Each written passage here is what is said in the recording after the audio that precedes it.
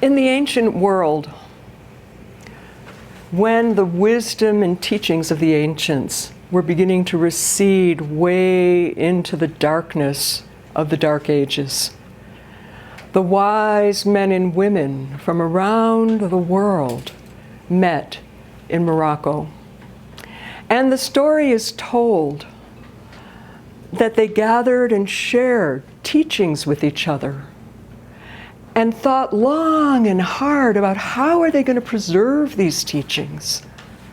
And they decided the best way to preserve them was to put them in images and pictures that contained the teachings of numerology and astrology and mythology and the wisdom of colors and all of the different symbolic teachings from around the world, and to place that on playing cards. Why playing cards? Well, they said, you know people, they love to gamble. And so if we put them on cards, they're going to last through the ages. But people will not necessarily remember what the cards are about. But those who know, those who have the ability to read the symbols and intuit what they mean, well, they'll be able to transmit the teachings. And it so happens that this deck of cards, it was a deck of 78 cards, 22 in something called the Major Arcana, which is the journey of the soul and its awakening into the essence and truth of who and what we are as spiritual beings. That's called the archetypal level. And then the Minor Arcana is 4 suits, cups, swords, wands, and discs that represent the different parts of our personality. And they go from ace all the way through king and queen and page and knight. And over the course of years, all that remains of the Major Arcana is this little guy called the Fool, which we know is called the Joker in our deck of cards. And in the regular deck of cards, we have ace through king, but we lost the page, which I think is quite interesting because the page is the one that always represented the first step of mastery on the path of initiation and awakening beyond just being lost in your personality. So we're here to reclaim and redeem all of the capacities that we have that have come to us through the ages. And so I want to talk a little bit, first of all, that you can discover who you are and what you are here for by doing a little bit of math, by adding together the day you were born to the month to the year, and adding all of those numbers up till you get a single digit. That single digit will equal something between 1 and 9. Those 9 numbers represent primal archetypal forces. Each of us has been born with a mystery gift to give and a teaching to share and wisdom and opportunities to learn and continue growing. And that's represented, of course, by your own number. So, for example, you may be a magician, a number 1, here to initiate pioneering opportunities to be a bridge between heaven and earth and to commune and communicate, communing with the infinite and sharing your insights and knowledge by gaining mastery over your own ego. That's the first step. Or it may be that you're engaged in the mystery of the High Priestess, a number 2, and you're learning and sharing the wisdom teachings of being neutral. And we're going to talk a little bit more about this because we happen to be in 1,000 years of the number 2. It started in the year 2000. And so now we get to learn for 1,000 years, actually 980 more years, because we're in 2020, how do we sit in balance between the dark and light pillars, between the poles of what we call positive and negative experience? The High Priestess is the one who understands the wisdom and teachings of both of these poles, and how to hold and contain that energy without being pulled pole to pole, but rather to understand the wisdom teachings. And she does that by using her intuition.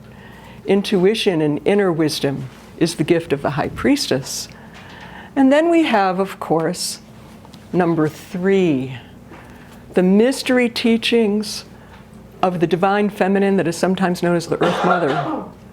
And that Earth Mother is the one who understands the gift of fertility, birth, the awakening of gifts and opportunities that come to us through love, through acceptance, through the appreciation of who we are and who others are, but appreciating ourselves so much that we also appreciate our boundaries and our limits. And we can say yes to what has full value and brings us life. And we can say no to those elements and aspects that don't really nourish or support us. So the mystery of saying yes and no in ways that nourish us. And then, of course, there is the Emperor. And the Emperor is actually the one who guards and protects what it is that's being born into the world. It's about right use of power. Now, I really kind of like the Celtic version of the Emperor, which is King Arthur. And this is a different deck of cards that is a Celtic deck. King Arthur was the one who honored the land, honored the Earth Mother, and was a protector of the earth. But of course, over time, the Emperor, and especially through the last 1,000 years, when the magician was ruling without so much of the presence of the feminine, power looks like it became a little distorted. Number 5 is the Hierophant. The Hierophant is the mystery of sharing the wisdom in the teachings. This is the outer form to the High Priestess, which is the inner teachings. If you think of the word hierophantos, it's the sacred story, the sacred fantasies that awaken our soul and can be shared and told in such a simple way that even a child can understand the mysteries and teachings of the universe. So people who have the number 5 are very creative in finding ways to deliver those teachings. Number 6 is about coming into harmony and balance with ourselves and with others. The lovers. Some of us were born to be lovers, discovering the capacity to bring healing into the world through a right relationship to our own angelic self. This angel happens to be Raphael, which translates as the healing face of God. And then through that guidance and embodiment of that, receiving through our own feminine nature, being able to refocus our attention of our mind and find a way to bring those healing structures and forms and art of relationship into all of our relationships. Some of us were born to be heroes, like the charioteer, who not only knows the secret wisdom of the negative and positive experiences, but has harvested them and harnessed them. I love this card. You know, if you look at the charioteer, he's directing the sphinxes and understanding the wisdom and teaching of all of our positive and negative experiences. But there are no reins on this chariot. He's directing them through his intention, telepathically, clairaudiently. And you know what else about this card is his chariot is made of stone and has stone wheels. How do you move a stone chariot? Well, it takes a lot of clarity of energy, power, and intention. And so for some of us, we are really here to bring things forward despite obstacles by retaining and maintaining the clarity of who and what we are and what we're here for, and just going forward. And of course, as we do that, we can't help but then start confronting certain challenges. And the number 8 is the one who understands the challenge of power and how to tame that power not so much through force, but through gentleness. And as you look at this card, you can tell, you can't see if she's opening the lion's mouth or closing the lion's mouth. But she understands the importance of being able to pay attention to what it is that needs to be said and what it is that maybe needs to be left unsaid. She also understands how to tame the wild parts of our own nature so that they can be in service of allowing us to be courageous and loyal and true, just like the symbol of lion represents in many cultures around the world. And then, this is one of my favorites, the hermit. And the hermit is the one who goes within for the wisdom and the answers and the teachings. The hermit is the way shower who needs a lot of time and space to his or herself, because that's where the inner light is. And by trusting and following that inner light, showing the way for others, not by telling them what to do, but from having been there and gone through and learned and listened and moving forward. In his lantern, he has a star that has a triangle facing up and a triangle facing down. He has found the wisdom teaching of the paradox of our reaching up to the infinite to receive illumination and wisdom, and how it is that the infinite, the eternal, the wisdom and teachings of the universe are also penetrating us and coming into earth. That's the downward facing triangle. And so he uses the light from above and the light from this earth to be his guide as he walks to the mountaintops. So those are the numbers 1 through 9. I also want to say that we are in a time right now, some of you may have noticed this, that 2020, and just to kind of set a little bit of context here. So there are a lot of political things that are happening right now, you may have noticed. There's the rumblings of war. There's a plane that was shot down over Iran.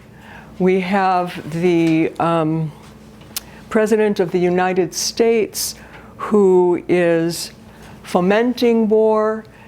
We have Canadians who are in that plane, that it's impacting our country. There's just so much that's going on in the world where it feels like we are on the brink. But what is that brink that we're really on? And this is where the wisdom teachings of the ancients can show us how do we integrate the poles, the fears, the anxieties, the darkness that seems to be surrounding us. How do we discover the lightness of being and connect with our joy without going into denial of what's happening? So the high priestess is the one who has the teaching on how to do that. You'll notice that she has over her heart an equidistant cross. That means that she has learned the wisdom and teaching of how to come from the heart in the vertical inner world, as well as in the horizontal outer world. She knows that the heart, and going to the heart of the experience, allows us to find the place of poise and peace and neutrality, instead of fueling the dark by losing ourselves in the fear and the anxiety.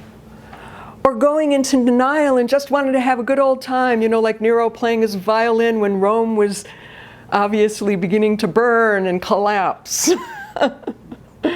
How do we find that point? And the reason that I went through each of our individual cards based on those numbers is each of us is here, born at this time in history, to be an embodiment of a great mystery, and to bring that through to the best of our abilities, while we're all works in progress, still learning how to just, take baby steps along this path while we're living in physical bodies. So I want to thank you for giving me so much rapt attention. I know, as I said, there's a lot that I can share in a period of time. I really thank you. I could really sense your presence. And then after our break, we'll come back and we'll do some questions and answers and sharing. Thank you very much. Thank you.